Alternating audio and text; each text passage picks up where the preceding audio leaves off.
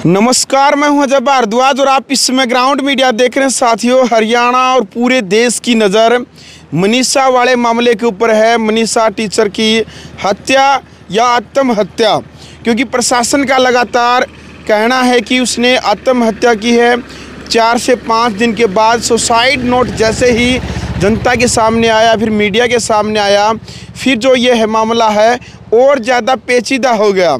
आम जनता ने कहा कि भाई यदि पहले सुसाइड किया था, उसने आत्महत्या की थी, तो इतने दिनों बाद सुसाइड नोट क्यों दिखाया। इस मामले को अभी फ़िलहाल सीबीआई को सौंप दिया है। आज मनीषा का अंतिम संस्कार भी हो गया है। वो तमाम तस्वीरें भी ग्राउंड मीडिया के माध्यम से हमने आपको दिखाई। हरियाणा के डीजीपी का भी बयान सोशल मीडिया पर जो प्रेस कॉन्फ्रेंस उन्होंने की है कि हरियाणा के कई यूट्यूबरों के खिलाफ भी मामला दर्ज इस मामले को लेकर के किया है। जिन यूट्यूबरों ने भड़काऊ वीडियो या भड़काऊ कैप्शन इस प्रकार की जो पोस्ट वायरल की है, उनको भी इस मामले को लेकर के उनके खिलाफ एफआईआर दर्ज की। और बड़ी खबर यह है कि हरियाणवी पत्रकार, देसी पत्रकार कर्मों को भी जेल में डाल दिया है। 14 दिन के लिए न्याय की हिरासत में उनको लिया गया है। और कई जो यूट्यूबर हैं उनके खिलाफ भी इस मामले को लेकर के मामला दर्ज किया गया है। फिलहाल भी इस पूरे केस को लेकर के हरियाणा पुलिस की नज़र भी सोशल मीडिया के ऊपर बनी हुई है कि बगैर तथ्य के जिन यूट्यूबरों ने जो खबर चलाई है या फिर जिन्होंने इस पूरे मामले में प्रोटेस्ट किया है, किसी ने रोड जाम किया है, या फिर जिस प्रकार से झांसी के अंदर जिस युवक ने गोली चलाते हुए हरियाणा के मुख्यमंत्री नायब सिंह सैनी को धमकी देने का कार्य किया था, वो भी सलाखों के पीछे है। कल की वो तमाम तस्वीरें भी आपने देखी। नरवाना के अंदर जिन युवाओं ने प्रोटेस्ट किया था मनीषा को न्याय दिलाने को लेकर के, उनके ऊपर भी कई जो लड़के हैं उनके खिलाफ भी मामला दर्ज कर लिया है। साथियों, फिलहाल सीबीआई इस मामले की जांच करेगी और तीसरी बार जो है पोस्टमार्टम, मनीषा जो टीचर थी, मनीषा का तीसरी बार जो है पोस्टमार्टम हुआ। परिवार वाले या फिर धरना वहाँ पर जो लगा था गांव डाणी लक्ष्मण के अंदर, उनकी कमेटी थी। जो कमेटी और प्रशासन के बीच में जब बातचीत हुई तो कमेटी और परिवार की केवल 2 मांगे थी कि इस पूरे मामले की जो जांच है सीबीआई के द्वारा जांच होनी चाहिए और एम्स में उसका दोबारा से पोस्टमार्टम होना चाहिए। दोनों जो शर्तें थी प्रशासन की तरफ से मान ली गई थी और इसी को लेकर के कल एम्स में पोस्टमार्टम तीसरी बार हुआ और सीबीआई को जो ये केस है ये सौंप दिया गया है। फिलहाल इस पूरे केस को लेकर के जैसे मनीषा के पिताजी का भी बयान सोशल मीडिया पर वायरल होने लग रहा है कि मनीषा के पिता ने ये कहा कि वो पुलिस के पास सहायता के लिए गया कि मेरी बेटी घर पर नहीं आई है, तो उनका कहना था कि पुलिस वालों का ये जवाब था कि वो आ जाएगी, कहीं भाग गई होगी। इस प्रकार की जो बात, इसी को लेकर के हरियाणा के मुख्यमंत्री नायब सैनी ने कुछ पुलिस कर्मचारियों को सस्पेंड किया, एसपी का तबादला किया। दूसरा एसपी वहां पर भिवानी के अंदर सुमित कुमार जी को वहां पर भेजा गया। अब इस पूरे मामले को लेकर के काफ़ी लोगों के मन में अलग अलग तरीके की प्रतिक्रियाएं हैं, लेकिन इस मामले की जैसे ही सीबीआई जांच होगी कुछ न कुछ नई बातें भी निकल कर के आ सकती है, ऐसी आशंकाएं हैं, ऐसी बातें लोगों के द्वारा कही जाने लग रही है। लेकिन जब तक आधिकारिक तौर पर किसी भी बयान की पुष्टि नहीं होती है और किसी भी प्रकार की जब तक आधिकारिक पुष्टि नहीं होती है, तब तक कोई भी जो बातें हैं वो नहीं कह सकती। सोशल मीडिया और मीडिया के ऊपर खास तौर पर प्रशासन की भी नज़र है।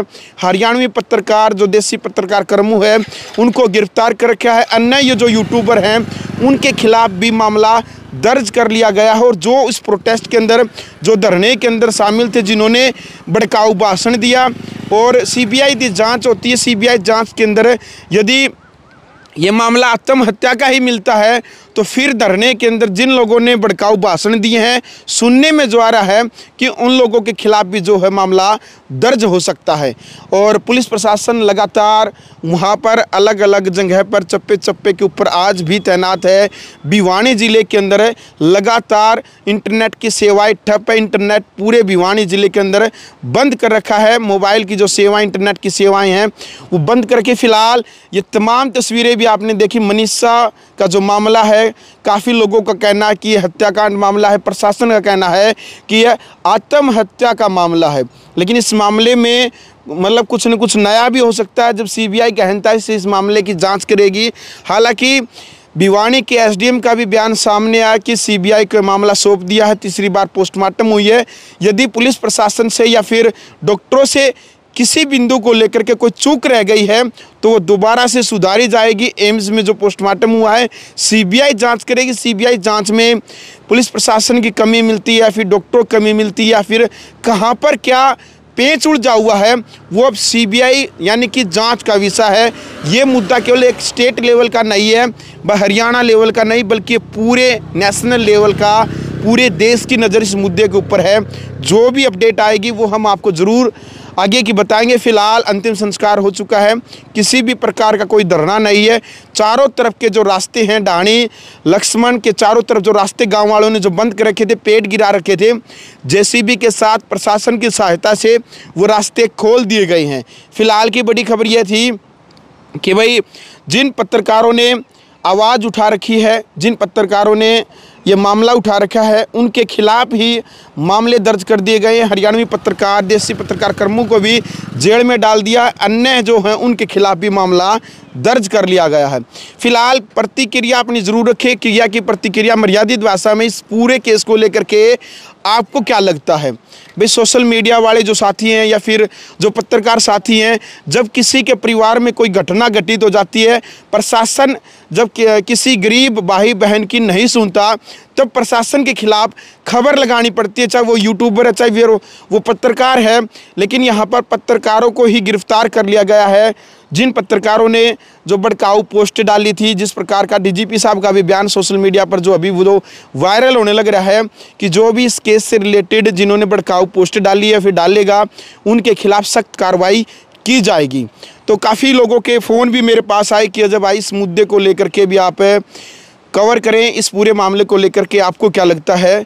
साथियों, बहुत सारे मुद्दे मीडिया, सोशल मीडिया के ऊपर कई बार आते हैं, लेकिन मीडिया में उछलने के बाद लोगों की भावनाएं उस केस के साथ जुड़ जाती है। बहुत सारे केस हमने ऐसे भी देखे हैं जहां पर मर्डर केस या हत्या हो जाती है, उस परिवार का खुद सदस्य ही हत्यारा भी निकल जाता है। बाद में पता चलता है कि ऐसा भी हो सकता है। ऐसा एक मामला था करनाल का जस हत्याकांड मामला, जहां पर 4 साल के मासूम बेटे को उसकी खुद चाची ने मौत के घाट उतारा और फिर वही बाद में वहीं पर जो ग्रामीण आते थे, दुख सुख में जो भी शामिल होते थे, परिजनों से मिलने के लिए आते, 4 दिन तक वो चाची उन परिवार वालों के साथ बैठती थी, चाय पिलाती थी और दुख में सांत्वना भी देती थी।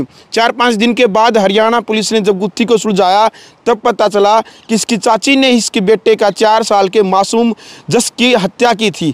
आज भी एक ऐसा ही मामला है भाई। अभी तक हालांकि ये जांच का मामला सीबीआई इसमें जांच करेगी। पुलिस प्रशासन का कहना है कि इसमें आत्महत्या हुई है, सुसाइड नोट वो सामने आया है, लेकिन जनमानस लोगों का कहना है, सोशल मीडिया के ऊपर भीड़ का कहना है कि आत्महत्या नहीं, वो हत्या है। क्योंकि यदि आत्महत्या होती तो 4-5 दिन के बाद जो प्रेस, जो सोशल मीडिया के ऊपर जो सुसाइड नोट है जो वायरल होने लग रहा है, वो सुसाइड नोट 4-5 दिन के बाद हरियाणा पुलिस मीडिया के सामने क्यों लेकर के आती। काफ़ी लोगों का यह भी कहना है कि भाई इस मामले के अंदर कुछ नई जो बातें, क्योंकि जो कमेटी बनी थी भारतीय किसान यूनियन के जो नेता है रवि आज़ाद, उनके ऊपर भी आरोप लगे। हालांकि उनका कहना है रवि आज़ाद का कि इनके पिता को, जो मनीषा का पिता है, उनको पहले ही पता था कि उस बिटिया ने सुसाइड किया है और इस प्रकार की जो बातें भी सोशल मीडिया पर वायरल होने लग रही। फिलहाल इस पूरे मामले को लेकर के आगे की जो भी अपडेट रहेगी वो हम आपके सामने ज़रूर लेकर के आएंगे। फिलहाल तक अपडेट यही है कि मनीषा का आज अच्छे तरीके से अंतिम संस्कार हो गया, यानी कि शांतिपूर्ण तरीके से, किसी प्रकार वहाँ पर हाहुल्ला नहीं हुआ, किसी प्रकार शासन प्रशासन को कोई परेशानी नहीं आई। अच्छे तरीके से वहाँ पर यानी जो भी हरियाणा और जिनकी भावनाएं लोगों के साथ, हरियाणा, राजस्थान, पंजाब, दिल्ली के व्यक्ति जन सैलाब वहाँ पर उमड़ा। सुबह 8 बजे तकरीबन आज वहाँ पर मनीषा का अंतिम संस्कार हुआ। पूरा गांव, परिवार वाले और उनके जो छोटे भाई है मनीषा के, उसने मुख्य अग्नि उनको दी है और परमपिता परमात्मा मनीषा की आत्मा को शांति दे। लेकिन अभी तक ये गुत्थी नहीं सुलझी है, प्रशासन की तरफ से सुलझ चुकी है, लेकिन सीबीआई अब इस पूरे मामले की जांच करेगी। जो कुछ भी इसमें नया आता है वो हम आपको जरूर बताएंगे। फिलहाल क्रिया की प्रतिक्रिया रखें। ग्राउंड मीडिया के लिए मैं जय भारद्वाज।